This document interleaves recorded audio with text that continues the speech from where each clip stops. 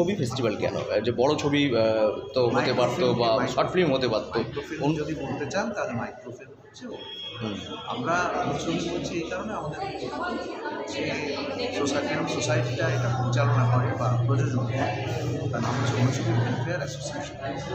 তাই হয়তো মজা করে নাম দেওয়া হচ্ছে কলকাতা আন্তর্জাতিক অনুছবি চলচ্চিত্র। না, আমি বলছি যে এর সাথে বড় ছবি নয় কেন, শুধু শর্ট ফিল্ম বা যে বড় স্ক্রিন বড় বাজেটের ছবি। যদি এটা একেবারে খুব সত্যি কথা বলতে হয়, ফিচার ফিল্মের সঙ্গে একটা কমার্সের যোগ আছে। এটা তো কমার্সের যোগ আছে, এটা তো মাইক্রোফিল্ম ফেস্টিভ্যাল বা শর্ট ফিল্ম ফেস্টিভ্যাল মূলত যে বিষয় নিয়ে হয় এটা হচ্ছে মানুষের ক্রিয়েটিভ আর্ট প্রকাশ, তার সঙ্গে কিন্তু কমার্সের যোগ। সুতরাং সেই কারণে আমরা চাইছি যে বিশ্বের বিভিন্ন অঙ্গনে বিভিন্ন জায়গায় যখন ফিল্ম মেকার আছে তারা যে সমস্ত ছবি তৈরি করেন তারা তো ফিচার ফিল্ম তৈরি করতে পারেন না, কারণ বড় লেন্থের ছবি মানে বড় বাজেট।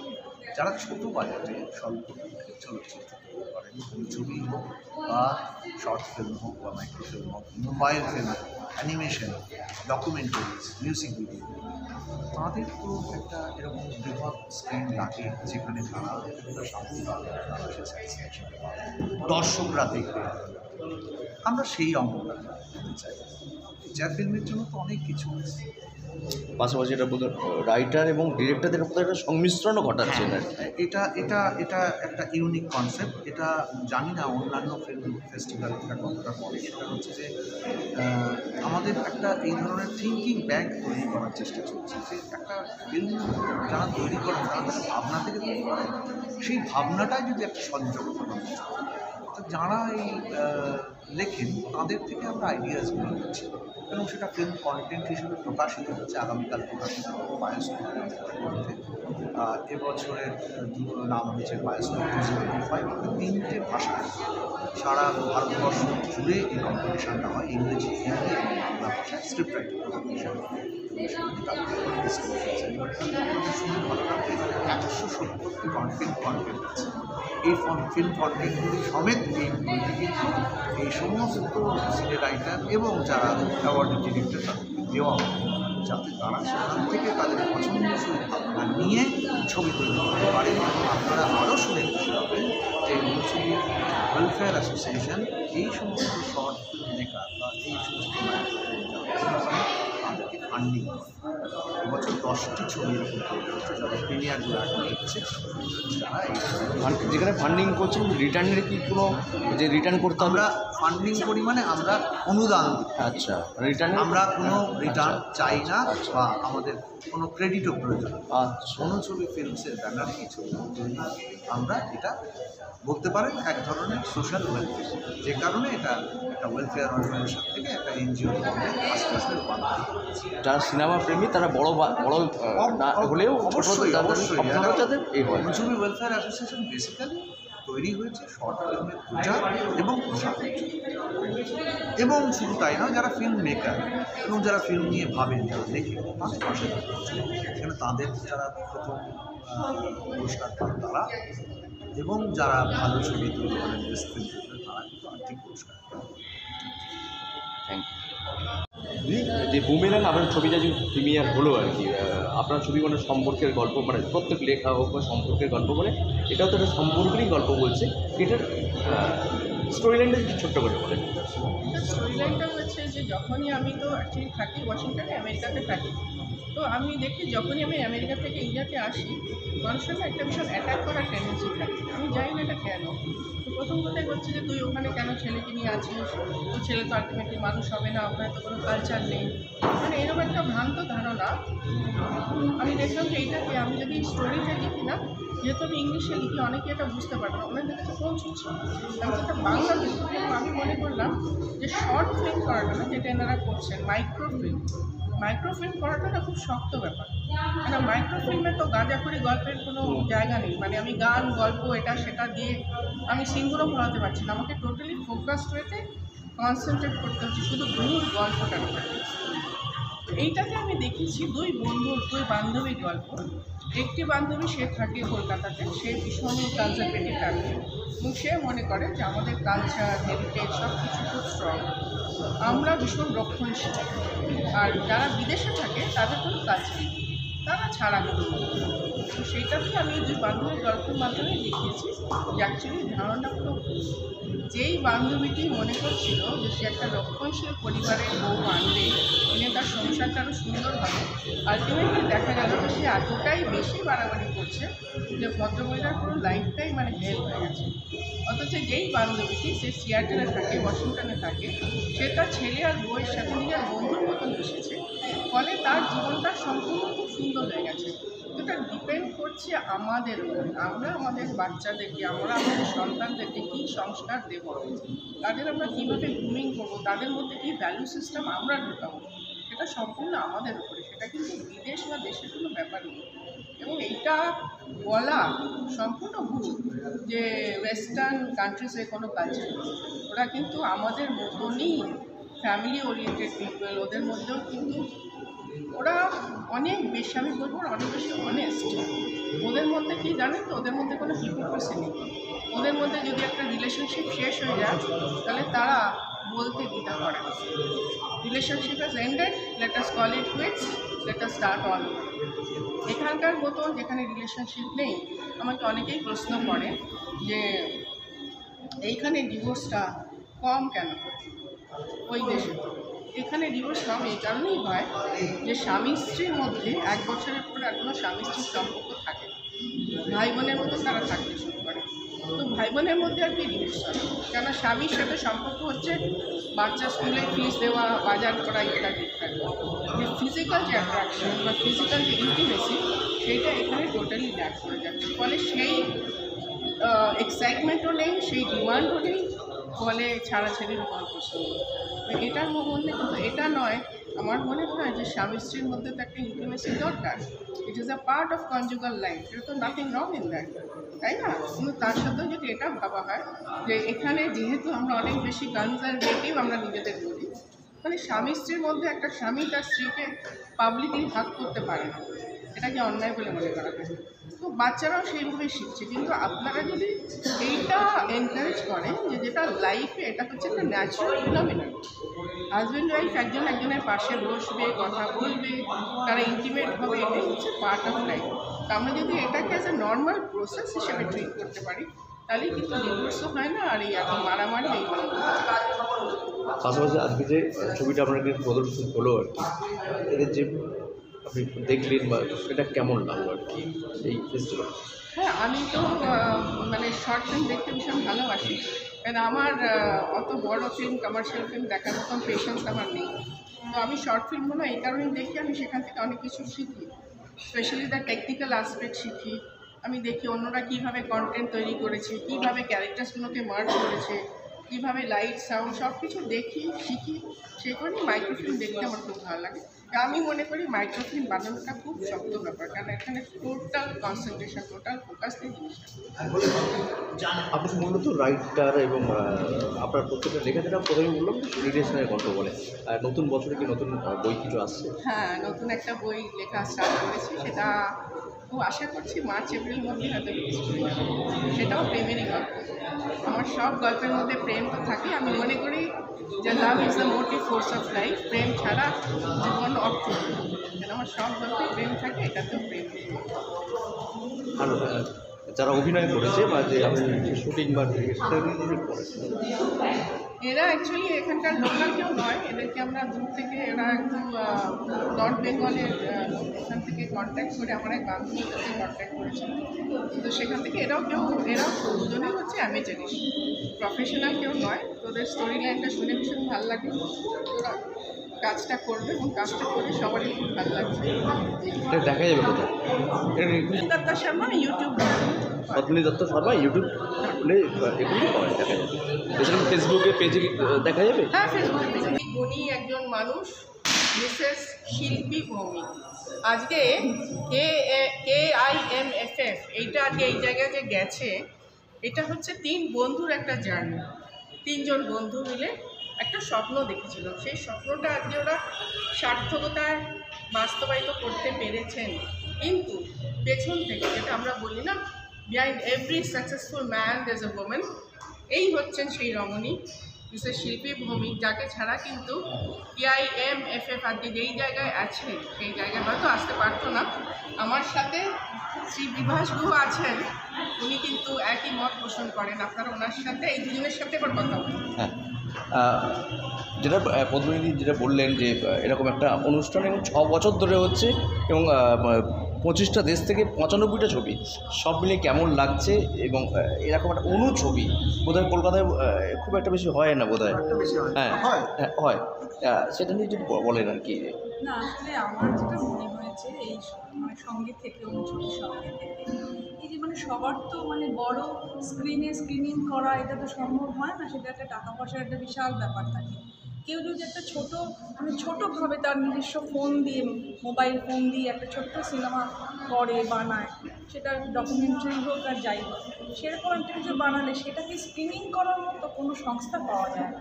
তো অনুছবি এই একটা কাজ করে যে যাতে এই ধরনের কোনো যদি কেউ একটা বানিয়ে থাকে ছোটো সিনেমা, সেটাকে স্ক্রিনিং করে, সেটা আমার মনে হয় একটা বিশাল ব্যাপার। কারণ সিনেমা একটা ভীষণ ব্যয় সাপেক্ষ জিনিস, অনেকগুলো দিক থাকে সামলাতে হয়, সেগুলো তো সবার পক্ষে সবসময় হওয়া সম্ভব হয় না, টাকাটা একটা ভীষণ ম্যাটার করে।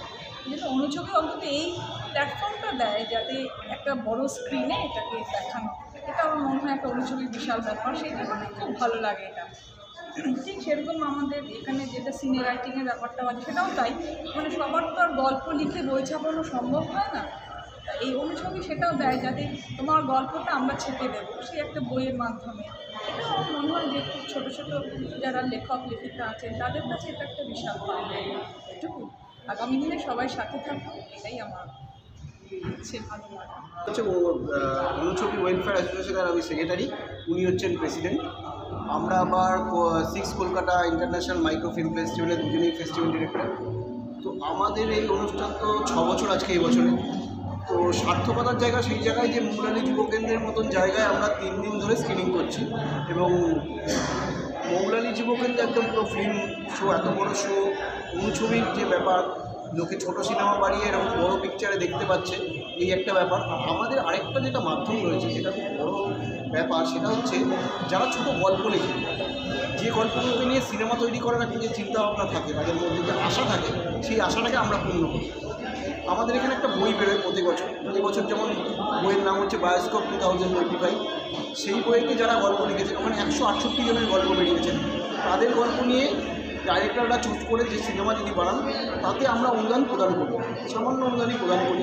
সেই অনুদানের মাধ্যমে তারা সিনেমা বানালে তারা যে একটা উৎসাহ পায়, সেই সিনেমাটা দেখিয়ে আমরা তাদের প্রিমিয়ার শো করে দিই, বড়োভাবে ব্যাপারটাকে আরও করি। এতে 2 ধরনের লোকের মানুষের একটা ইম্প্যাক্ট হলো, একটা লেখার ধরনের মানুষের সাথে তাদের পরিচিত করলো, এবং পরিচালক যারা সিনেমা নিতে চান, ছোটো সিনেমা করেন, তাদের দুজনের ইম্প্যাক্টটা একসাথে করে আমরা এই প্রোগ্রামটা করি। এটাই আমাদের সার্থকতা। মানে সিনেমা প্রেমীদের জন্য যে Kolkata international micro film festival সবসময় পাশে আছেন তাদের জন্য, এডিটার সব ধরনের জন্যই আমরা তাদের পাশে আছি। এবং যেটা বলছেন যে মোবাইল যে যারা বানাচ্ছে, মানে এখন তো মোবাইলই, হ্যাঁ, ডকুমেন্টারি, অ্যানিমেশন, বিভিন্ন রকম মাধ্যম এসছে, সেই মাধ্যমগুলো আমরা এখানে দেখাই। ছোটো ছবির মাধ্যম, যারা খুব কম সময়ের মধ্যে কম কিছু, যাদের আর্থিক অবস্থা ভালো থাকে না, কিন্তু ইচ্ছা শক্তি এবং এ শক্তি অনেক প্রবল আছেন, যাদের ক্ষমতা আছেন, যাদের মধ্যে প্রতিভা রয়েছেন, সেই প্রতিভাগুলোকে উজ্জ্বলভাবে ছবি সেটাকে সকলের সামনে নিয়ে আসে।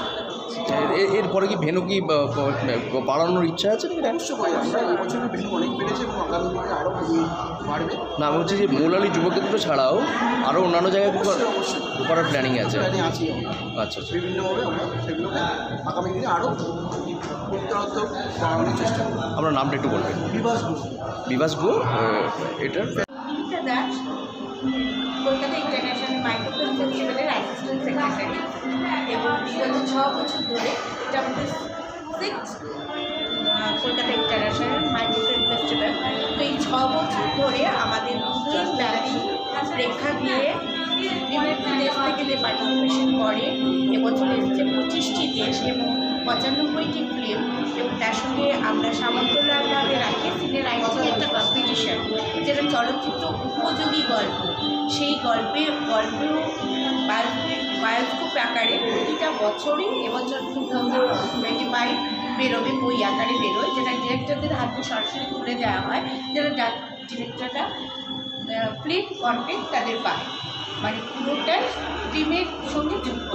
আর দুদিন যে ফিল্ম দেখানো হয় আমাদের তার তৃতীয় দিন যারা ফিল্ম মেকার তারা এবং যারা সিনে রাইটার তাদেরকে অ্যাওয়ার্ড সেরেমনি হয়, যেদিন মানিগুলি মানিকদের হাতে তারা তাদের কাছ থেকে পুরস্কার তারা পায়। আর আমাদের চলচ্চিত্র উৎসবের বৈশিষ্ট্য হলো যে কোনো চলচ্চিত্র উৎসব সিনেমা জমা পড়ে পুরস্কার দেওয়া হয়, কিন্তু আমরা যে কোনো ফিল্ম যখন বানায়, যে ফিল্ম মেকাররা তাদের সৃষ্টিকে যত্ন সহকারে বানায়, তার প্রত্যেকটা ফিল্মই তাদের কাছে সন্তান সম। সেই সন্তানকে আমরা এত সযত্নে এত সুন্দরভাবে প্রপারভাবে একটা মানে সুন্দর অ্যাম্বিয়েন্সে দেখায়, সেটাই আমাদের বিশেষত্ব। যে এত মানে এটা তো একটা খরচবাহী, এত বিপুল টাকা অর্থ ব্যয় হয় এরকম একটা প্রেক্ষাগৃহ দুদিন দেখানো, এবং দুদিন এত মানুষজনই ওনারা নিজেরাও দেখেন এবং কোনো মানুষও সেই ফিল্ম দেখার সুযোগ পায়। এইটা আমাদের চলচ্চিত্রে আমি বলবো আমাদের বিশেষত্ব। প্যারালালি হচ্ছে আমাদের সিনে রাইটিং কম্পিটিশন। আমার নাম ভাস্কর ব্যানার্জি, আমি অনুছবি ওয়েলফেয়ার অ্যাসোসিয়েশনে ভাইস প্রেসিডেন্ট।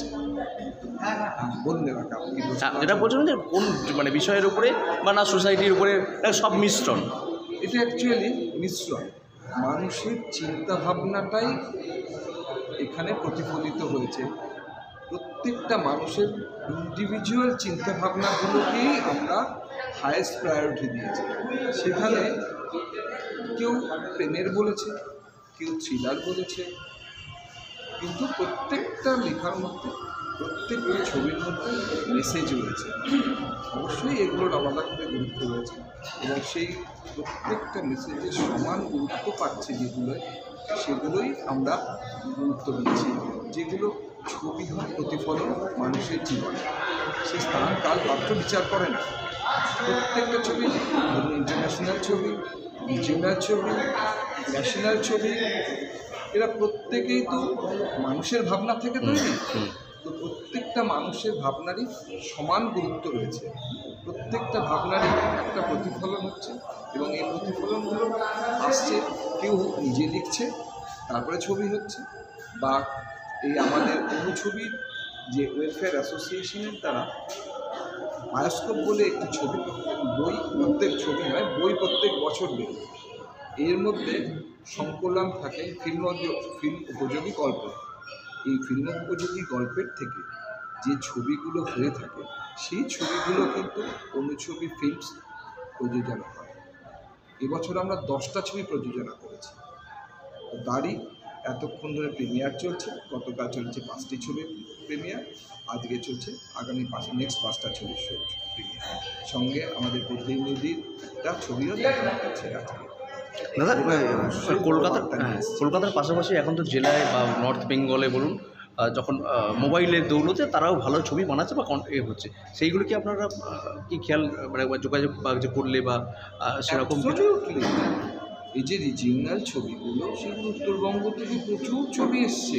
আমরা অবশ্য উত্তরবঙ্গ বা দক্ষিণবঙ্গ এইভাবে আমরা ডিফাইন করি না। আমাদের কাছে রিজিওনাল ফিল্ম মানে ভাষার ছবি, সেটা যে এরিয়াতেই তৈরি হয়ে থাকে না কেন। উত্তরবঙ্গের প্রচুর ছবি এসেছে গত কম্পিটিশানে, এবছরও প্রচুর ছবি কম্পিটিশানে এসছে। নট অনলি দ্যাট, এই বায়োস্কোপ যে বইটা 24-এর বায়োস্কোপ থেকে লেখা নিয়ে ছবিও এবছর তৈরি হয়েছে, যেটা অনুছবির ফিল্মসের তরফে ফান্ড করা হয়েছে।